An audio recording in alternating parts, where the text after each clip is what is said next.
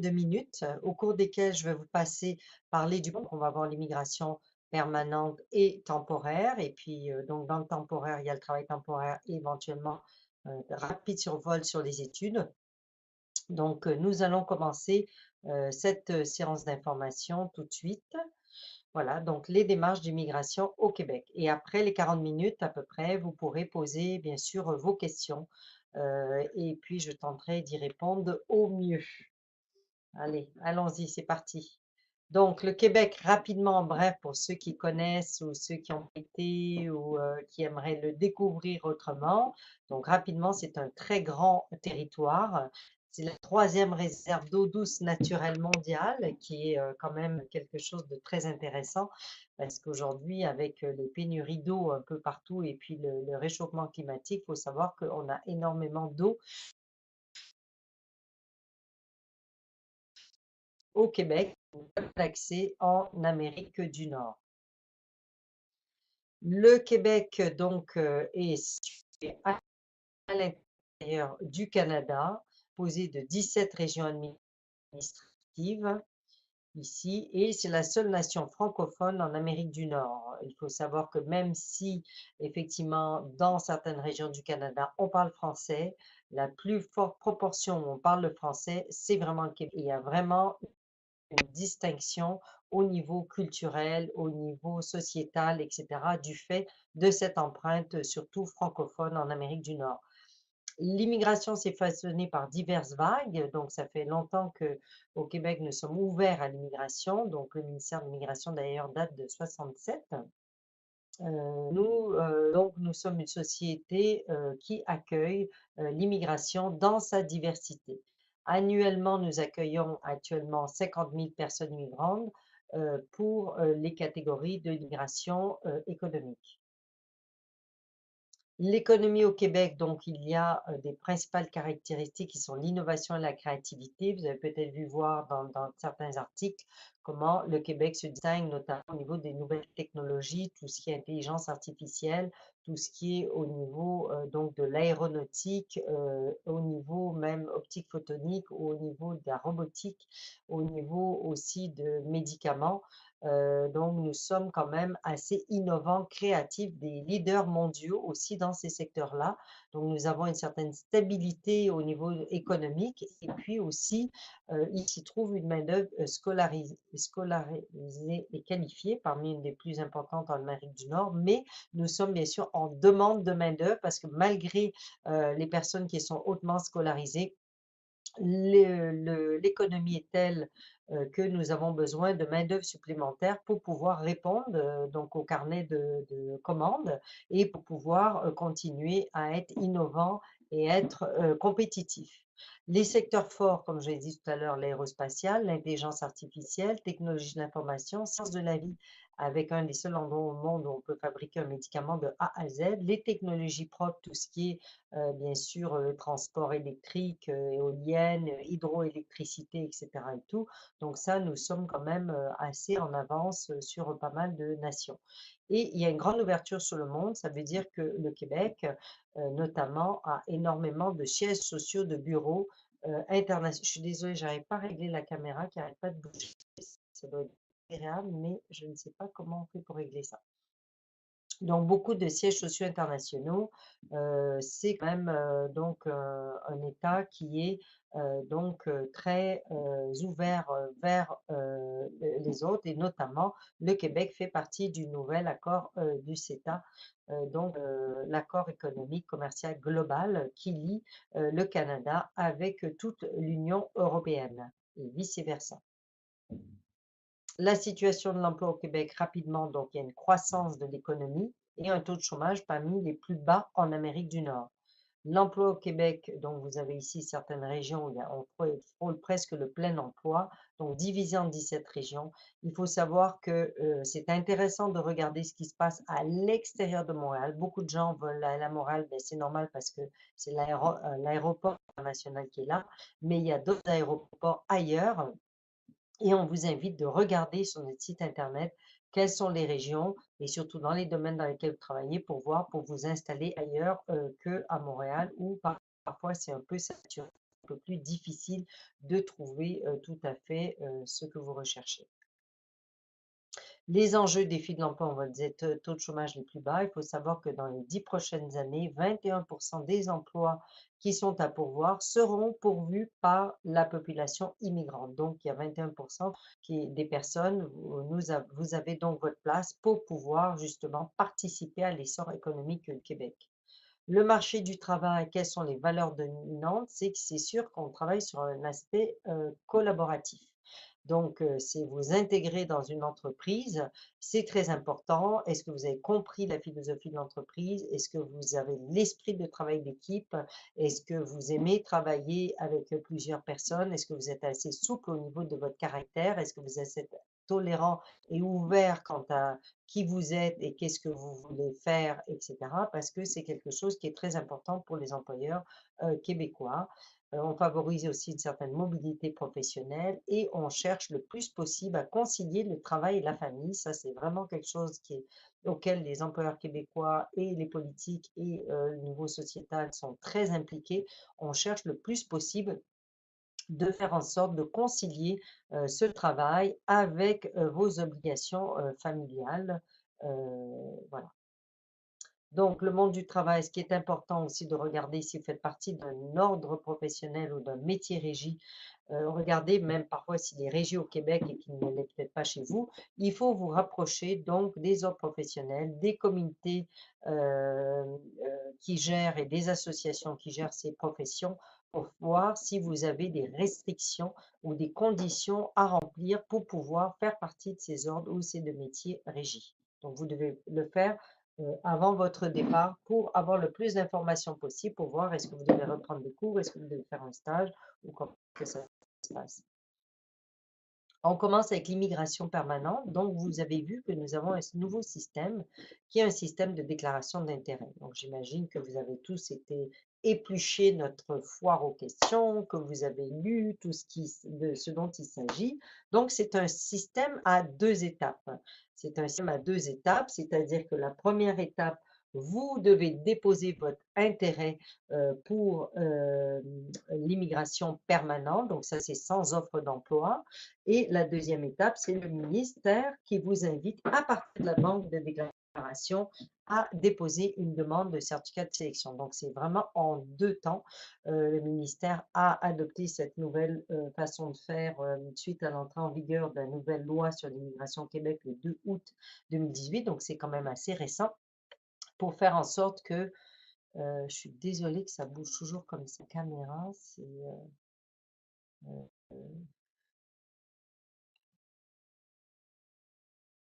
bon, j'espère que ça va un peu moins bouger, mais je suis désolée. Donc, voilà. C'est un système qui est basé sur la déclaration d'intérêt. Vous déclarez votre intérêt. Donc, vous avez le choix, si vous êtes un conjoint de fait, donc vous remplissez bien sûr les conditions de conjoint de fait. C'est soit vous pouvez chacun aussi déposer votre demande. Donc, les avantages de ce système qui est plus souple et plus rapide, déjà, c'est une déclaration qui est désolée, là, ça bug un peu ce matin, hein, je suis désolée, c'est ça le direct. Donc, déclaration d'intérêt en ligne gratuite. Le formulaire est disponible en tout temps. Vous pouvez, donc, c'est plus du tout le premier arrivé, premier servi. Donc, après cette séance, vous pouvez tout de suite vous inscrire et donc mettre votre intérêt. Aucun document n'est demandé lors de cette étape et vous pouvez faire une mise à jour à tout moment. Donc, votre formulaire est valable pendant 12 mois. Donc, pour pouvoir soumettre votre déclaration, vous devez vous créer un profil dans le portail en ligne Arima sur notre site internet immigrationquebec.gouv.qc.ca. Attention aux consultants déguisés, attention au site internet qui vous propose des tutoriels, etc. Et tout. Allez vraiment sur notre site internet, l'officiel, dans lequel vous aurez toutes les informations et tout cela se fait bien sûr gratuitement.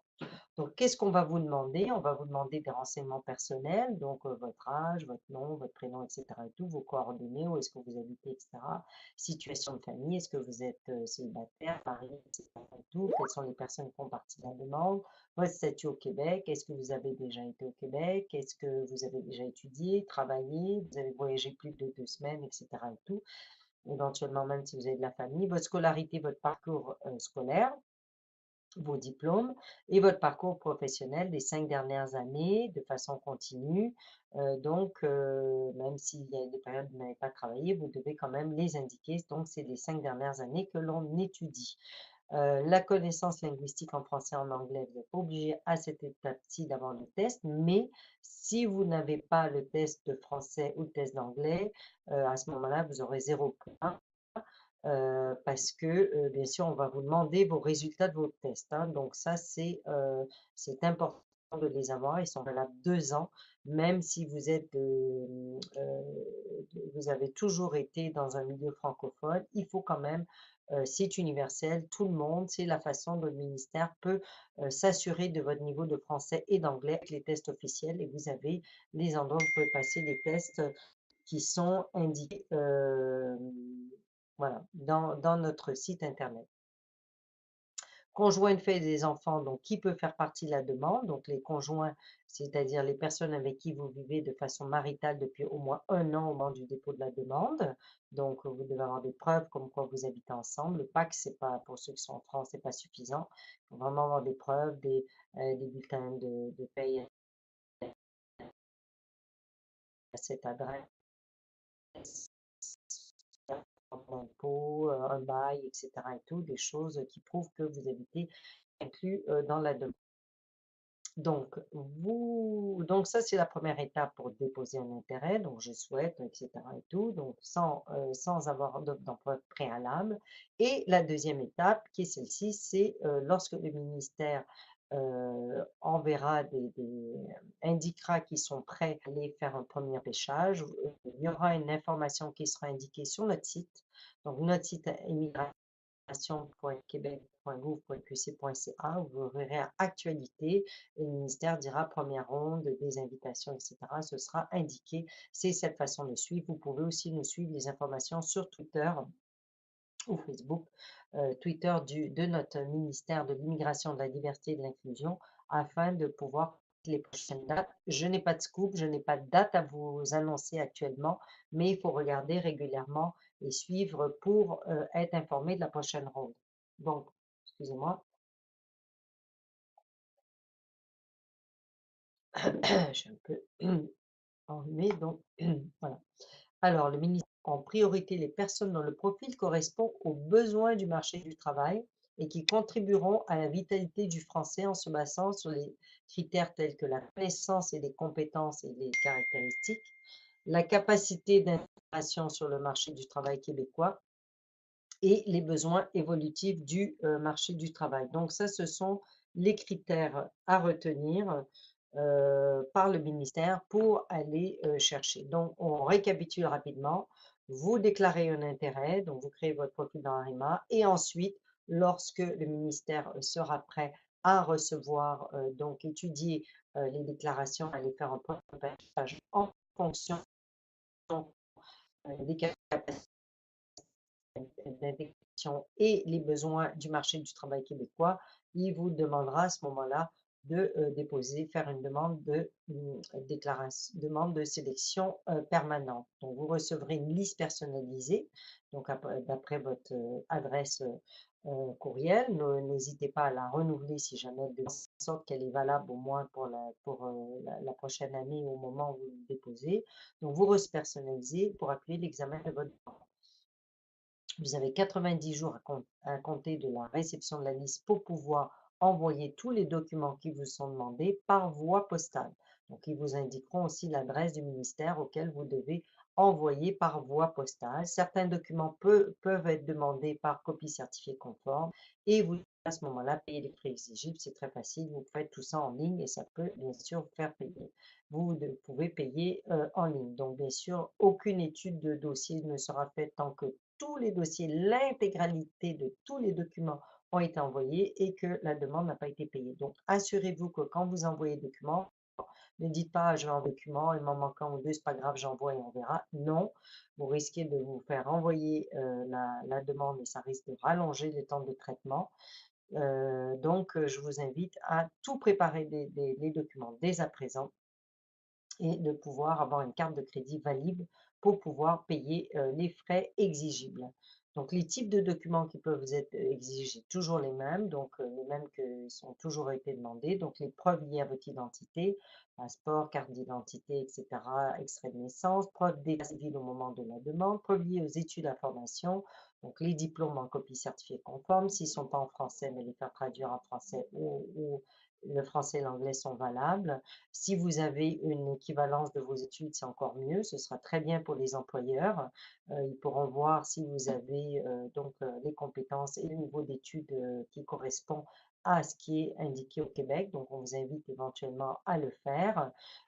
Pour les autres professionnels et métiers riches, éventuellement, si vous avez commencé des démarches aussi, vous pourrez l'indiquer et votre formation, donc les relevés de notes, etc. Preuve de connaissance du français et de l'anglais, ce sont les tests. Preuve de l'expérience professionnelle, donc là aussi, c'est une certaine façon de vous, je vous invite à regarder dès à présent de quelle façon vous devez euh, travailler, les attestations, quoi, etc. et tout. Et les preuves de séjour au Québec, ou éventuellement, si vous avez de la famille qui ont un titre de séjour valable, c'est-à-dire un résident permanent ou citoyens canadiens qui sont au Québec. Traitement de la demande. Donc, une fois que les documents ont été reçus et que les frais ont été payés, le ministère entamera l'analyse de votre demande. Les délais de traitement y varient en raison de plusieurs facteurs. Il faut savoir que le ministère s'est engagé donc par ce nouveau procédé à ce que les délais de traitement soient donc je récapitule, vous déposez actuellement, vous créez votre dossier dans Arima. Lorsque le ministre sera prêt à faire un repêchage, il pourra repêcher votre dossier, le cas échéant, et sinon votre dossier sera pendant 12 mois. Si dans les 12 mois, au moment où il y a un repêchage, votre demande n'a pas été repêché, c'est que cette fois-ci, votre dossier n'a pas été retenu. Donc, il faudra attendre un nouveau repêchage pour que votre demande soit à nouveau prise en compte. Voilà. Je n'ai pas de délai précis à vous indiquer, mais sachez qu'ils sont normalement plus courts que pour ceux. Décision possible suite à l'examen de la demande, c'est soit positif, soit une convocation à une entrevue ou une intention de refus. Voilà les trois cas de figure. Dans le cas d'une décision positive, l'admission se fait comment? Donc, c'est la responsabilité du Canada. Qu'est-ce qu'ils font? Ils vont pas réétudier tous les mêmes pièces, etc. Ils vont vérifier un contrôle de sécurité et de santé. Vous serez informé directement par IRCC, Immigration, Réfugiés,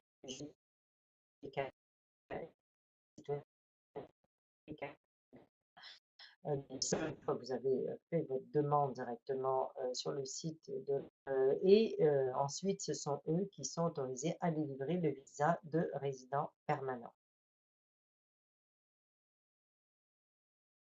Le statut de résident permanent, donc, il confère le même droit et les obligations que les citoyens canadiens, sauf le droit de se porter candidat à l'élection, droit de voter, droit d'avoir un passeport canadien et éventuellement, le statut peut conduire à la citoyenneté canadienne sous certains laps de temps. Je vous invite à regarder les informations sur le site de l'ambassade du Canada qui est de leur compétence exclusive. Les frais. Donc, grosso modo, voici les frais. Donc, pour le Québec, c'est les frais qui sont exigés, sont à payer au moment du dépôt de la demande. Requérant ou requérante principale, 780 $. Et le conjoint et par enfant, 168 $ à rajouter. Pour obtenir la résidence permanente, vous devez donc 550 par adulte, 150 par enfant et un droit d'établissement par adulte. Il y a aussi les données biométriques qui sont obligatoires maintenant depuis le 31 juillet. On vous invite à vous renseigner auprès de l'ambassade du Canada. Ce sont eux encore qui ont la compétence exclusive pour vérifier où est-ce que vous et tous les membres de la famille devez déposer vos empreintes digitales et faire une photo donc d'après votre lieu de résidence ou ailleurs, hein, puisque tous les centres de biométrie sont compétents. Et il y a des frais, bien sûr, avec un maximum de 170 $ par famille, mais vous pouvez parfois être par endroit, vous devez prendre rendez-vous et dans la journée, vous pouvez avoir les résultats et à ce moment-là, votre dossier peut se poursuivre. Tant qu'ils n'ont pas les données biométriques, ils ne peuvent pas procéder à l'étude de votre dossier. Récapitulatif encore de la demande, donc c'est sans offre, vous pouvez chacun déposer votre demande, vous remplissez un formulaire de déclaration d'intérêt, vous attendez une invitation de la part du ministère, ensuite vous soumettez une demande de certificat de sélection, si elle est acceptée, vous pouvez déposer une demande de résidence permanente. Et à ce moment-là, vous vous rendez, vous et toute votre famille, le cas échéant, sur le territoire. Vous avez lorsque vous passez les douanes, vous obtenez le statut de résident permanent une fois que vous avez passé les douanes et à ce moment-là, vous pouvez entreprendre toutes les démarches nécessaires. Le ministère est là pour vous aider dans vos démarches pour obtenir toutes les premières démarches nécessaires à votre installation et pour pouvoir commencer à travailler pour les personnes qui ont déjà des contacts ou ont déjà des prospects. Nous allons passer à l'immigration temporaire. L'immigration temporaire, donc qu'est-ce que c'est? C'est-à-dire que nous, il faut savoir que certains secteurs sont frappés de pénurie, notamment en ce qui concerne les métiers liés à l'aérospatiale, comme nous sommes quand même le numéro troisième au monde au niveau de l'aérospatiale, notamment au Québec, avec 40% de toute l'activité aérospatiale. Donc, nous avons besoin régulièrement de recruter des personnes pour pouvoir justement fournir tout cet engouement par rapport lié à ce secteur. Il y a tout ce qui est lié à la génie mécanique, électronique aussi, intelligence artificielle, jeux vidéo, effets visuels. Je vous dis, et après on reviendra tout à l'heure en ce qui concerne une activité de recrutement qui aura lieu notamment à Paris. Mécanique des véhicules, métier de l'eau et de l'environnement, restauration, technologie de l'information, usinage, transformation de métal et soudure. Ça, ce sont des métiers qui a tellement de demandes que les employeurs sont obligés de recruter à l'international. D'où le fait qu'il y a un programme de travailleurs étrangers temporaires qui existe. Donc, c'est un programme de travailleurs réguliers et à ce moment-là, c'est lors notamment de missions de recrutement où des employeurs vont vous proposer un emploi, font les démarches auprès des gouvernements du Québec et du Canada pour être autorisés donc à engager un travailleur à l'international. Et comment est-ce que ça se passe? Donc, ils vont vous faire signer un contrat de travail, comme ça vous avez vraiment les caractéristiques spécifiques liées aux conditions d'embauche. L'employeur effectue les principales démarches d'autorisation. Vous devez de votre côté remplir une demande de sélection temporaire. Donc, sur notre site internet, vous allez trouver dans la section travailleurs temporaires. Vous obtenez un certificat d'acceptation du Québec dès lors que toutes les conditions ont été remplies et ensuite vous devez faire les démarches pour obtenir un permis de travail auprès du gouvernement du Canada. Ça prend 4 à 6 mois à peu près en général et cette démarche peut conduire à une résidence permanente, c'est-à-dire qu'un an après sur le territoire, un an de travail donc après, auprès de l'employeur, puisque c'est un contrat de travail fermé qui est lié à un employeur qui vous a engagé, qui a payé des démarches, surtout qui a payé des frais très importants pour vous faire venir, parce qu'ils ont une taxe à payer. Donc, vous pouvez faire des démarches assez rapides pour la résidence permanente ainsi que votre famille. Le permis de travail temporaire est fermé, donc lié à un seul employeur. Si en dessous d'un an, vous souhaitiez par hasard changer d'employeur, votre titre de séjour ne serait plus valide. Il faudrait recommencer les procédures. Vous devrez donc normalement quitter le territoire et entamer des nouvelles démarches. La durée de validité est en général 3 ans maximum. Ça peut permettre aux conjoints d'obtenir un permis de travail ouvert et les enfants d'être scolarisés. Récapitulatif, donc vous obtenez une offre d'emploi, c'est un employeur qui vous le fait. Alors surtout, n'allez pas sur les sites d'emploi en disant: «Voilà, j'aimerais venir au Québec» et cetera. Non, c'est pas comme ça que c'est un employeur qui doit avoir eu l'autorisation avant de recruter à l'international. Donc tous les employeurs ne font pas cette démarche-là, parce que c'est une démarche qui est quand même assez longue et onéreuse. Donc vous devez plutôt vous brancher avec les missions de recrutement à l'international, on y viendra, parce qu'eux sont prêts à vous proposer une offre d'emploi à l'international. Donc, si vous remplissez, vous allez sur Emploi Québec ou sur un moteur de recherche d'emploi, vous allez avoir de l'information sur le marché de l'emploi, mais on vous déconseille en tout cas de les contacter directement parce que vous n'avez pas de statut. Il faut obligatoirement un statut, une autorisation pour pouvoir travailler au Québec et dans le reste du Canada. Donc, l'employeur initie des démarches, le candidat fait sa demande de permis de travail temporaire et vous obtenez une demande de permis de travail ouvert pour vous et votre conjoint et les enfants. Et donc, ça vous permet de travailler au Québec.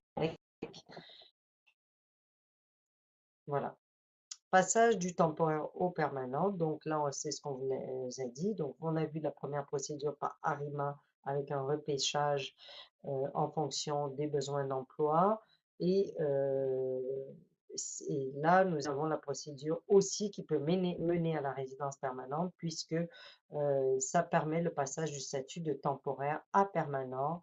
Il n'y a pas de grille de sélection, par contre, pour celui-ci, et ça peut conduire à la permanent. Programme de l'expérience québécoise, donc les conditions d'admissibilité, est au Québec à titre de travail au moment de la demande, avoir occupé un emploi à temps plein de 12 à 24 mois et démontrer une connaissance du français oral de niveau intermédiaire à niveau avancé. Ça, ce sont des conditions obligatoires. Les trois doivent être complétés. Il y a des personnes aussi peut-être qui sont intéressées par les études au Québec, donc ça c'est facile. Vous devez vérifier dans quel établissement vous voulez être, quel programme choisir, si vous avez les capacités financières aussi de payer vos études et aussi la capacité financière de pouvoir vous financer pendant votre séjour. Donc vous, une fois que tout ça c'est bon, vous devez faire une demande d'admission à l'établissement. Dès lors que vous êtes accepté, vendre le certificat d'acceptation et par la suite une demande de permis d'études auprès de Citoyenneté Immigration Canada et ça peut conduire à une demande de résidence permanente. Votre conjoint et les enfants aussi peuvent vous accompagner. L'époux, la conjointe peut obtenir un permis d'études ou l'époux qui vous accompagne ayant un permis d'études, lui peut travailler pour ce faire, il doit demander un permis de travail ouvert. C'est-à-dire que votre conjoint peut aussi travailler dès lors que vous avez obtenu votre permis d'études. Il peut demander un permis de travail ouvert, c'est-à-dire qu'il n'y a pas d'employeur qui est lié spécifiquement donc dans cette demande et peut travailler n'importe où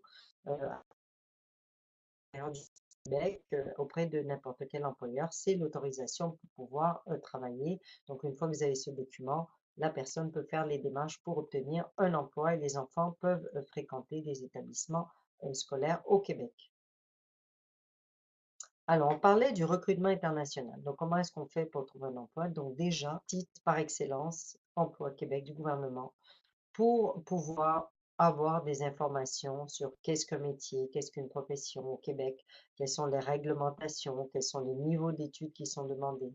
Vous pouvez chercher un programme de formation, c'est-à-dire si on vous dit, par exemple, vous avez besoin de compléter, ben, vous pouvez chercher ici quel programme de formation. Vous vous informez sur le secteur d'activité, dans quelle région, comment ça se passe, quelles sont les entreprises, comment est le secteur actuellement, est-ce que c'est dans votre métier, il y a des fiches métiers, est-ce que c'est favorable ou non.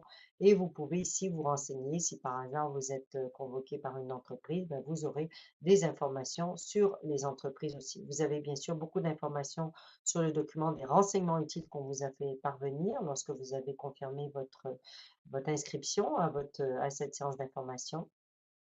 Donc voilà, vous avez quand même pas mal d'informations qui vous permettent de vous renseigner le plus possible sur l'environnement du travail. Nous avons, comme je vous ai dit, une grosse mission de recrutement qui s'appelle Journée du Québec. Il y a plus d'une centaine d'employeurs. Vous avez jusqu'au 19 novembre pour vous inscrire en ligne. C'est obligatoire. L'inscription est gratuite, mais obligatoire.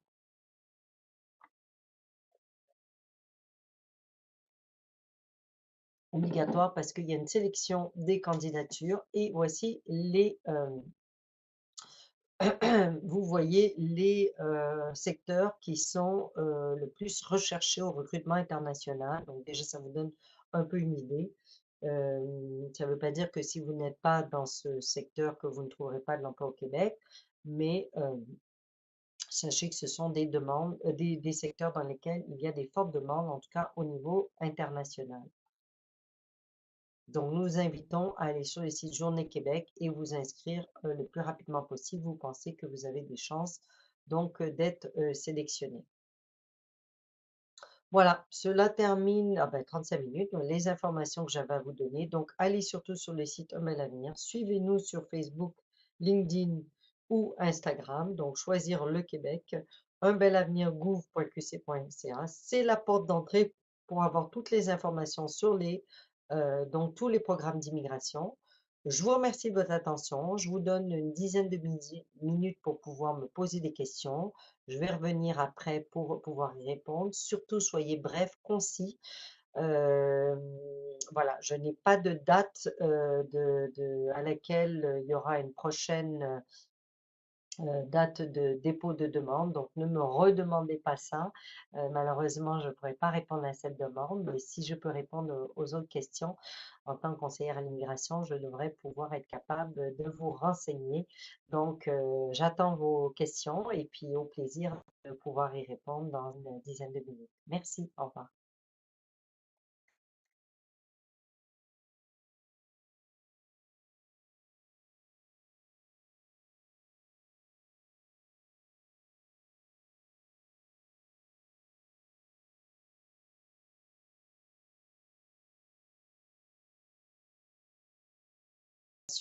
Je vais au lieu d'y répondre. Donc, beaucoup de questions concernant les tests de langue. Les tests de langue, ben, il faut simplement aller sur notre site. Je pense que vous avez reçu quand même ce document. Il me semble que vous avez reçu ce document et dans ce document, vous avez les tests de langue qui sont acceptés. Test de français accepté, le TAC, le TEF, le TEF, le DELF, le DALF, etc. et tout, c'est déjà indiqué. Sinon, vous allez sur Un bel avenir, vous regardez les procédures d'immigration et tout sera listé où est-ce que vous pouvez passer les tests. Donc, les tests sont obligatoires si vous voulez avoir les points. Donc, on vous invite le plus possible parce que c'est des points qui sont très importants puisque, comme vous le savez, la langue officielle au Québec, c'est le français. Nous cherchons à faire en sorte de recruter le plus de personnes qui parlent français ou qui ont un niveau de français intermédiaire avancé ou qui vont tendre vers ça. Si vous ne l'avez pas, vous pouvez toujours prendre des cours auprès de nos partenaires, les Alliances françaises et les instituts français, pour pouvoir améliorer votre français. Mais bien sûr, c'est indispensable que vous sachiez maîtriser le français courant et le français aussi technique lié à votre profession. C'est la même chose si vous allez demain habiter en Italie ou en Allemagne ou en Espagne, il faudrait connaître la langue. Donc, même si vous êtes de langue française et vous êtes né en France et tout, je l'ai dit en début de séance, il faut obligatoirement avoir les tests pour avoir les points. Donc, on ne serait trop insister sur le fait des points et des tests de langue parce que ça rajoute énormément de points. Donc, question, alors, si vous avez une offre d'emploi par les Journées Québec, vous ne passez pas par Arima, c'est un autre processus. Arima, c'est uniquement pour l'immigration permanente. Vous pouvez déposer votre déclaration d'intérêt sans les tests, mais sachez que quand le ministère sera prêt à étudier votre dossier, que vous n'avez pas les tests, vous aurez 0 en français et à l'anglais. Hein. Si vous n'avez pas un niveau intermédiaire avancé en anglais, ça ne sert à rien de faire les tests en anglais parce que vous n'aurez pas énormément de points, mais c'est important pour le français que vous ayez les points. Vous allez recevoir la liste des documents à transmettre par un courriel.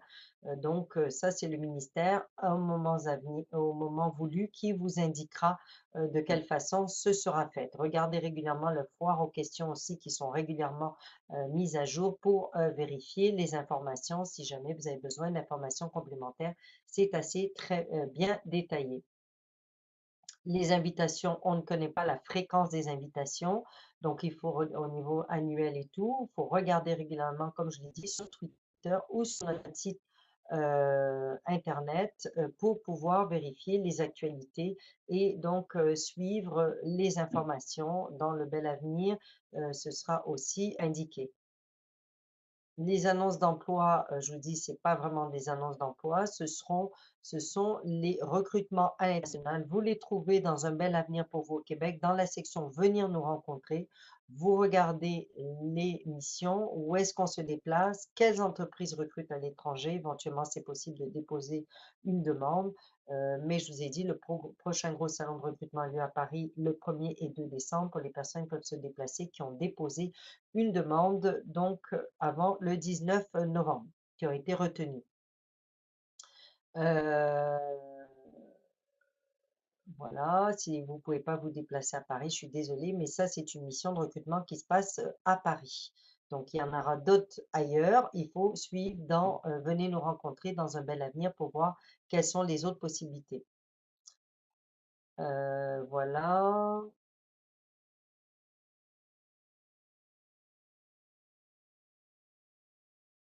d'accord, je regarde. Vous pouvez venir avec bien sûr, tout ce qui est Expérience internationale Canada, EIC, les PVT, les jeunes pros, vous pouvez absolument venir et ça, ce sont des possibilités pour vous de travailler plus facile, même très bien vu par les employeurs, parce que ça vous donne un statut et la possibilité, en fonction bien sûr de votre nationalité et des accords de réciprocité qui permettent ou non ce genre de, de programme. Les frais totaux pour l'immigration permanente, ben, je l'ai mis tout à l'heure, peut-être qu'on pourra en revenir. Voilà, vous les avez ici, les frais, ils sont sur le site internet. Vous les avez ici. Hop, voilà, vous avez 785 par requérant principal et par conjoint, enfin, ça fait à peu près 1000 dollars. Et puis, ça fait à peu près 1000 dollars par adulte pour le Canada, plus 150 dollars par enfant, plus la biométrie.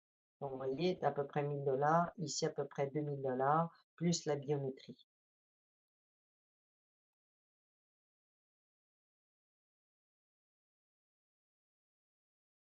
On va revenir ici, voilà.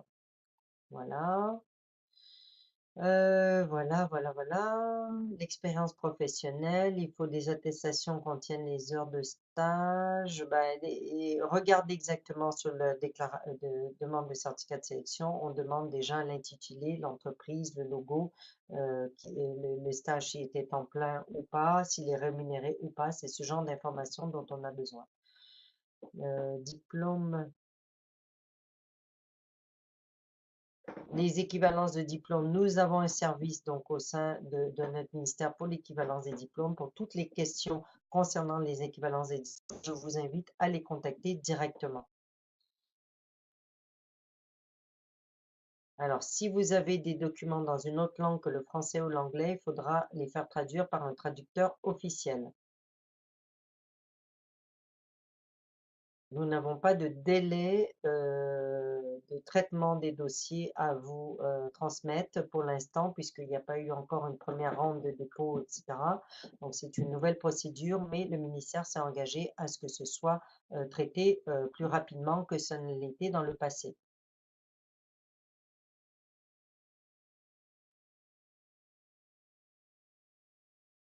Que faire entre la fin de votre PVT, programme vacances-travail, et la réception de votre CSQ? Donc, si vous n'avez pas de statut, vous devez quitter le territoire.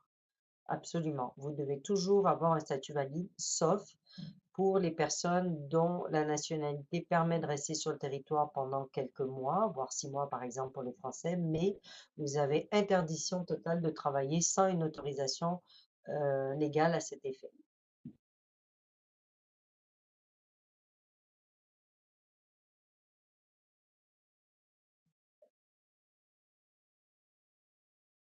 Alors, pour les tests de français, si vous êtes en conjoint et les deux, vous avez passé les tests, il y a une section qui est à compléter par le conjoint. Si vous êtes requérant principal, vous mettez vos tests à vous en requérant principal et le conjoint dans sa section. Et si c'est plus facile à la limite de chacun dépose sa demande, Ça augmente les chances d'être accepté, mais il faut absolument prouver que vous êtes conjoint de fait. Et la définition de conjoint de fait pour le ministère, c'est que vous vivez de façon maritale avec 2 preuves à l'appui, donc de façon maritale depuis au moins 1 an au moment du dépôt de la demande. Ça ne suffit pas de dire on est fiancés, on va se marier, etc. Non, si vous êtes que fiancés, vous ne vivez pas ensemble, c'est pas considéré comme des conjoints.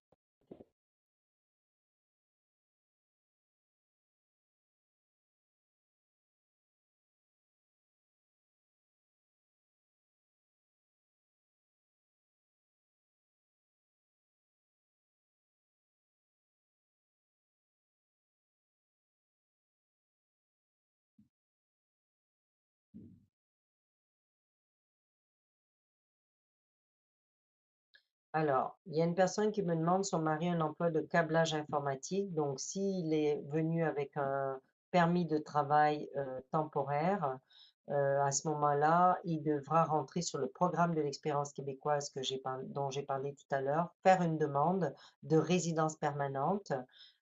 Et à ce moment-là, vous pourrez effectivement avoir un accès beaucoup plus rapide à la résidence permanente. Votre certificat de sélection du Québec ne vous permet pas de travailler en attendant la réception de votre résidence permanente. C'est simplement un document qui vous permet d'entamer les procédures pour la résidence, pour obtenir le permanent auprès du gouvernement fédéral. Ça veut dire que vous avez réussi à passer la première étape. Voilà. Nous prenons en compte les expériences professionnelles, pas seulement celles qui sont liées à votre domaine d'études. Nous prenons en compte toutes les expériences des 5 dernières années.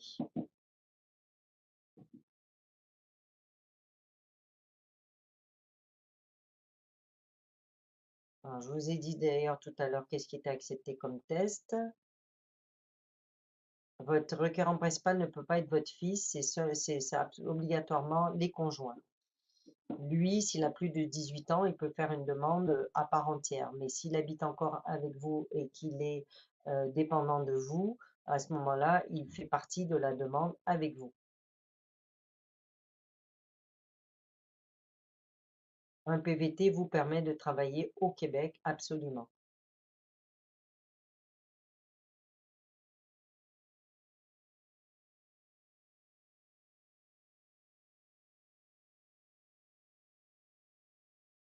Alors, quelqu'un me demande pourquoi doit-on prouver qu'un agent d'immigration, que l'on va quitter le Canada après ses études alors qu'il existe le PEC. Le PEC, il faut savoir que vous l'avez bien dit, l'agent d'immigration et des douanes est canadien.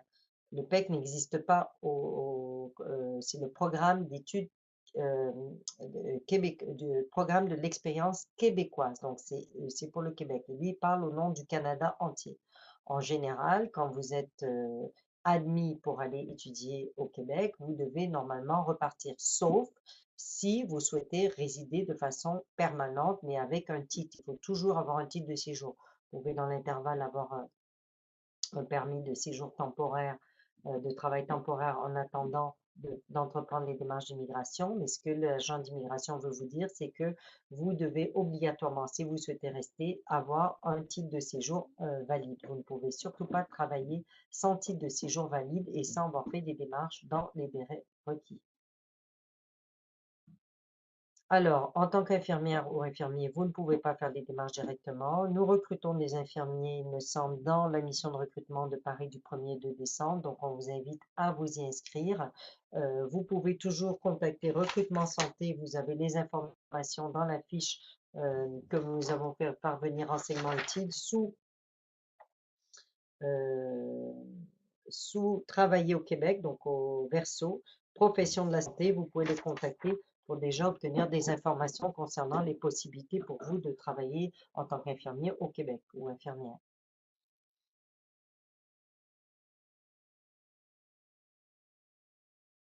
Alors, avec un CSQ, j'avais déjà répondu que il faut obtenir la résidence permanente pour pouvoir travailler. Le CSQ, c'est un document qui vous permet d'entamer les prochaines démarches.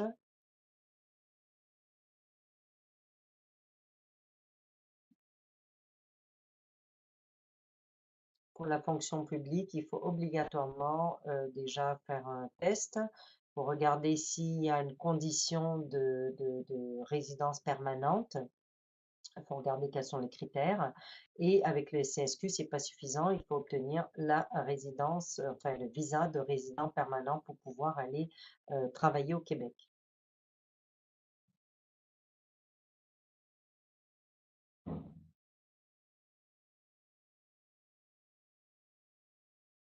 Euh, pour la demande de certificat de sélection, le conjoint doit justifier son expérience professionnelle s'il doit obtenir les points, oui. L'évaluation comparative des diplômes, c'est seulement l'organisme qui est donc agrémenté par notre ministère pour pouvoir évaluer les diplômes et vous le retrouvez sur notre site internet.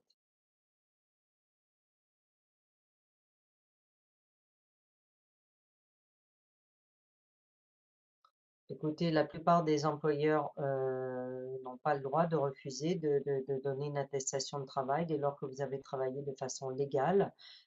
Donc, je suis très étonnée, il y a quelqu'un qui me pose cette question, mais en tout cas en France et en Europe, il y a la preuve que vous avez travaillé, au moins donner les bulletins de paye. L'important, c'est de pouvoir retracer votre parcours professionnel, votre poste, l'intitulé, l'entreprise, ce que vous avez exercé comme fonction, si vous travaillez à temps plein ou à temps partiel, etc. Est-ce que c'est de l'alternance et tout? C'est ça qui est le plus important aussi à pouvoir déterminer. Voilà, je prends encore deux, trois autres questions parce qu'il y a pas de questions qui sont à peu près liées.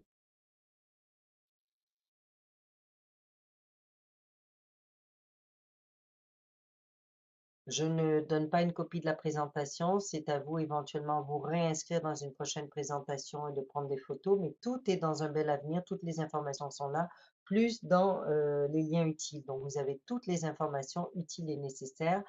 Ce PowerPoint est la propriété du ministère.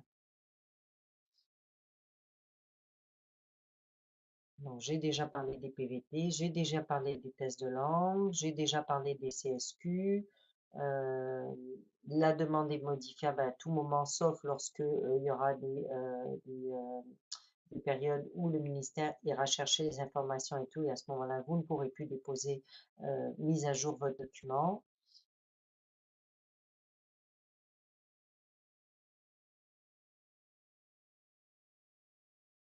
Alors, c'est pas certain si vous avez reçu une invitation que vous allez obligatoirement recevoir un CSQ. Parce qu'il y a une étude qui sera faite concernant vos documents, déjà pour voir s'ils sont conformes, si par rapport à ce que vous avez déclaré c'est conforme ou non. Donc, c'est pas automatique, hein, c'est-à-dire que vous avez certainement des bonnes chances, mais si vous avez été sélectionné, c'est par rapport aux besoins de main-d'œuvre. Et après, il y a une étude qui est faite.